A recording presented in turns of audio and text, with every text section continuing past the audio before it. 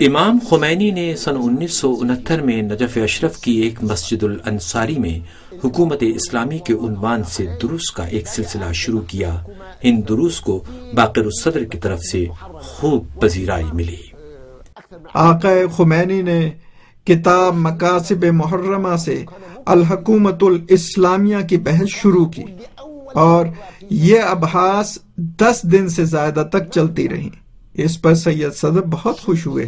اور فرمایا کہ نجف اشرف کی تاریخ میں پہلی بار ایک شیعہ مجتہد درس خارج میں حکومت اسلامی کے موضوع پر صراحت کے ساتھ درس دے رہا ہے۔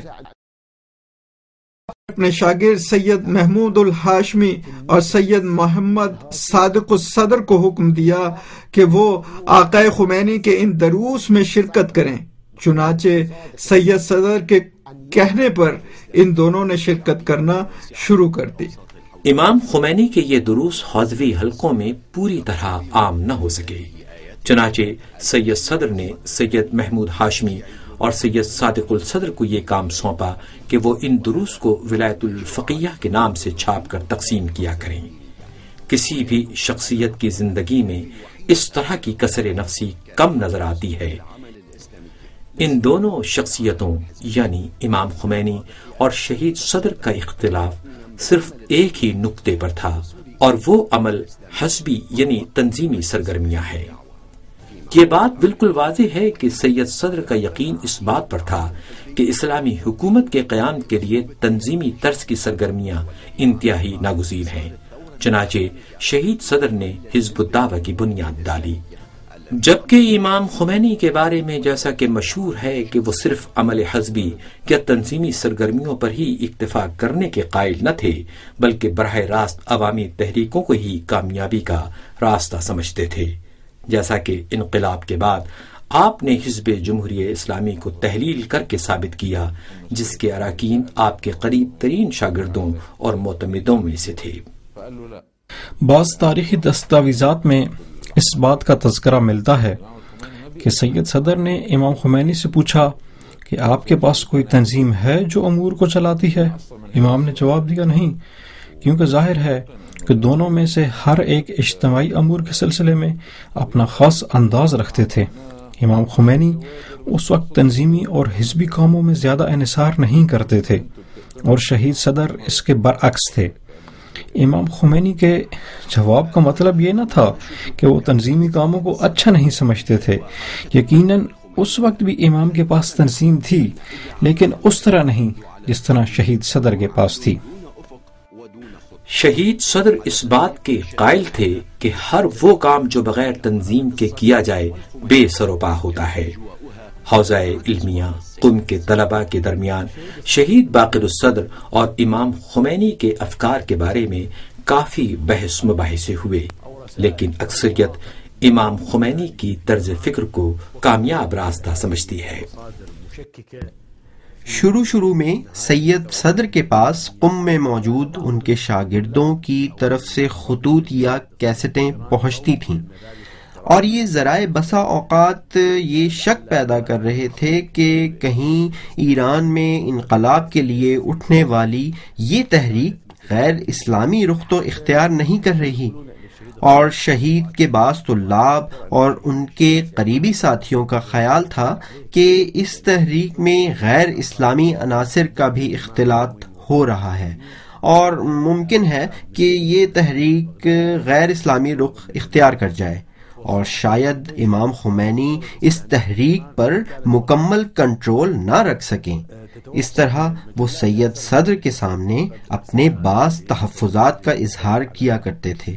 کہا جاتا ہے کہ شہید شیخ حسین نے سید صدر سے کہا کہ وہ امام خمینی اور انقلاب اسلامی کی حمایت کرنے میں تاخیر کر رہے ہیں، اسی وجہ سے وہ بغداد گئے اور وہاں سے سید صدر کے لیے کچھ مجلات اور اخبارات بھیجے تاکہ وہ ایران میں اسلامی انقلاب کے بارے میں اچھی طرح جان سکیں، اس لیے کہ بغداد میں نجف کی نسبت رسائل و جرائد زیادہ مقدار میں دستیاب ہوتے تھے، جبکہ نجف میں رابطے کے لیے خاص وسائل مہیا نہ تھے۔ جب امام خمینی کو فرانس میں ملک بدر کیا گیا تو ایرانی مسلمان قوم کے اندر اپنے قائد کی آواز پر لبیک کہنے کا وہ جذبہ پیدا ہوا جس کی کوئی نظیر نہیں ملتی، اور جسے دیکھ کر سید باقر الصدر کو یہ یقین ہو گیا کہ امام خمینی کی مرجعیت ہی ایرانی قوم کی تحریک کی اساسی محرک ہے۔ سید باقر الصدر نے 4 دسمبر سن 1970 میں ایرانی قوم کے نام ایک خط لکھا کہ وہ امام خمینی کے گرد جمع رہیں، مگر شہید صدر کے بعض شاگردوں نے ان سے گزارش کی کہ وہ امام خمینی کی تحریک کی حمایت سے باز رہیں، کیونکہ ابھی یہ کہنا مشکل ہے کہ یہ تحریک کس قدر اسلامی ہے اور امام خمینی کس حد تک اس پر اثر رکھتے ہیں۔ یہ ابھی واضح نہیں ہے۔ ایک طالب علم نے اپنے خط میں شہید سر سے مخاطب ہو کر لکھا تھا کہ ہم یہاں پر موجود ہیں اور آپ دور ہیں، اور جن باتوں کو حاضر جانتے ہیں ان کو غائب نہیں جانتے، لیکن سید باقر الصدر خطوط لکھنے اور ان کے تقسیم کرنے پر مصر رہے اور فرمایا، جو لوگ مجھ سے مطالبہ کرتے ہیں کہ میں انقلاب اسلامی کے حوالے سے غیر جانبدار رہوں، کیونکہ یہ بات عراقی حکومت کو اچھی نہیں لگتی، اور دوسری طرف یہ بات عراقی مرجعیت کے حق میں بھی ہے، لیکن وہ حقیقت حال نہیں جانتے، اس لیے کہ مرجعیت اور پورے نجف پر واجب ہے کہ وہ انقلاب اسلامی ایران کے حوالے سے مناسب موقف اختیار کریں۔ طول تاریخ میں شیعہ مجتہدین کا ہدف کیا تھا؟ کیا زمین پر حکم الہی کا نفاذ نہ تھا؟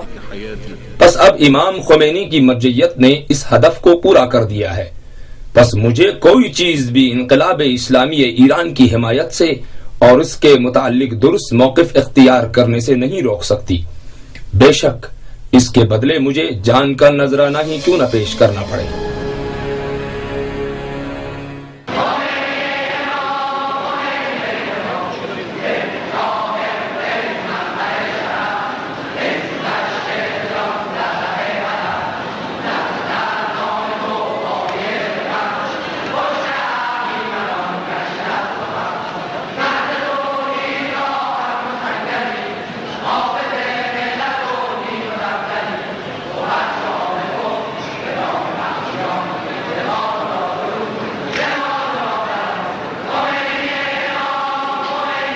امام خمینی کی جلاوطنی کے بعد تہران واپسی اور حکومت اسلامی کے قیام سے صرف چند دن قبل سید باقر الصدر نے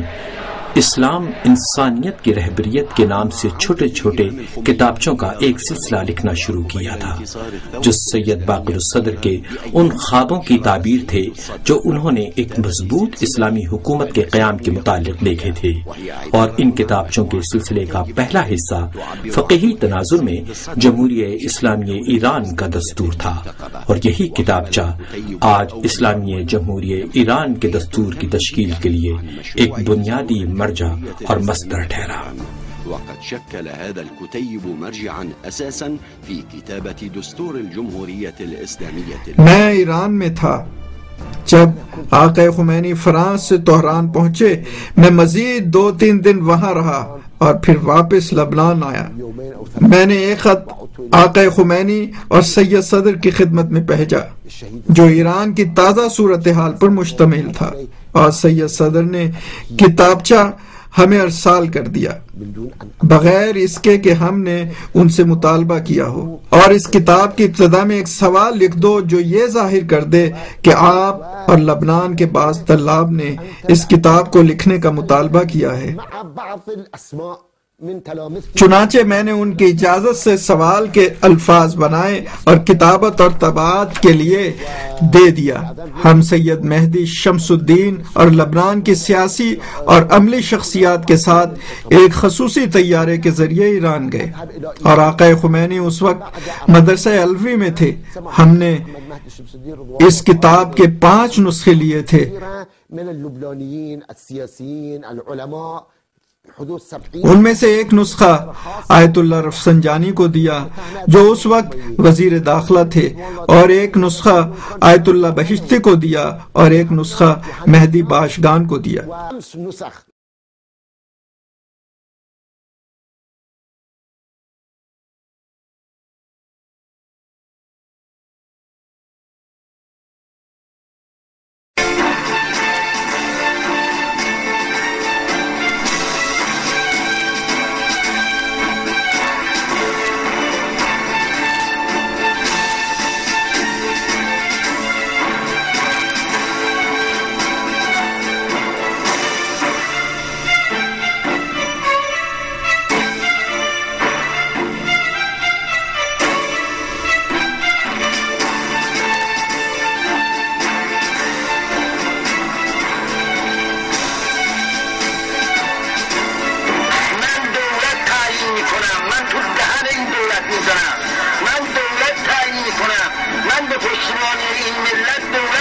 میکنم من به واسطه این که ملت مرا قبول دارد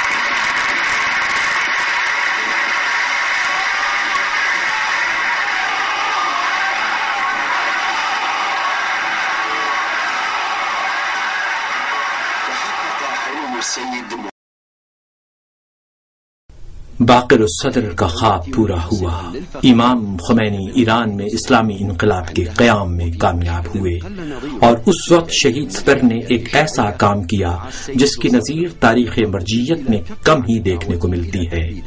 آپ نے اپنے شاگردوں کو اپنی تقلید کی بجائے امام خمینی کی تقلید کی طرف دعوت دی. میں نے سید صدر کو یہ کہتے کئی دفعہ سنا کہ اگر امام خمینی مجھے اپنی حکومت میں ایران کے کسی بھی گاؤں میں ایک دینی عالم کے فرائض انجام دینے کی پیشکش کریں تو میں قبول کروں گا. یہ بات اسلامی انقلاب کے ساتھ ان کی محبت اور قلبی لگاؤ کی عکاس ہے. پھر آپ نے ذرائع ابلاغ کے ذریعے امام خمینی کی تائید میں کئی پیغامات ارسال کیے. اس وقت اس طرح کوئی پیغام بھیجنا انتہائی خطرناک عمل تھا اور اس کی بھاری قیمت ادا کرنا پڑتی تھی.